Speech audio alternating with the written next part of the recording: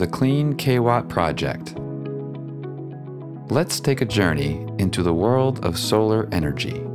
Solar power plants generate electricity using sunlight, a free and abundant renewable energy source. The three types of solar energy most commonly used are solar hot water, concentrated solar power, and photovoltaic solar energy.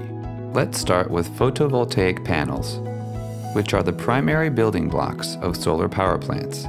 They can be installed on the ground or on the roof of a home and are grouped into vast arrays. Each panel consists of several solar cells that are less than a millimeter thick.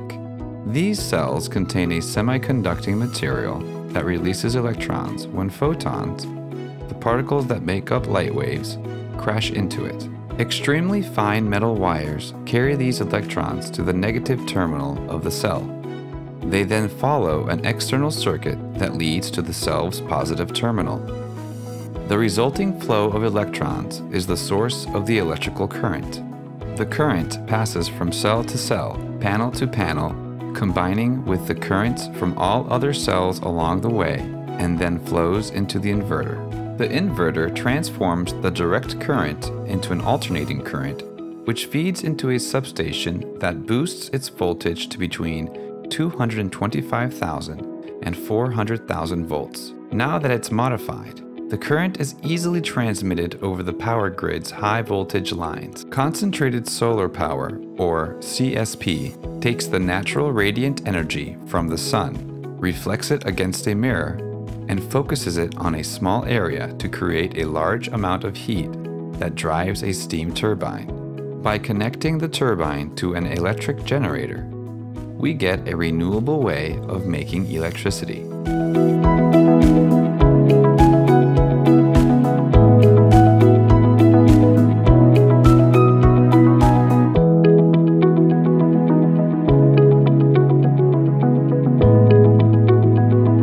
Towers, dishes, linear mirrors, and troughs. Have a look at this parabolic trough system. Parabolic troughs are large mirrors shaped like a giant U.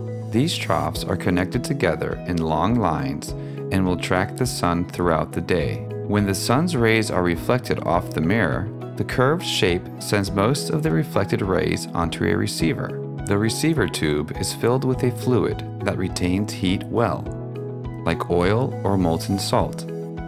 This extremely hot liquid transfers heat to the water in a heat exchanger, converting it to steam. The steam is sent to a turbine at a power plant, and the next phase begins. A steam turbine spins a generator, and the generator produces electricity. Once the fluid transfers its heat, it's reused, and a new cycle begins. The steam is also cooled, condensed, and recycled. One big advantage of these trough systems is that the heated fluid can be stored and used at a later time to continue making electricity when the sun isn't shining or even overnight. Finally, hot water solar, as the name implies, uses energy from solar radiation to produce hot water for domestic or industrial purposes. Sunny skies and hot temperatures make the south of Europe and Turkey an ideal place for these kinds of power plants. Solar power production does not generate greenhouse gases,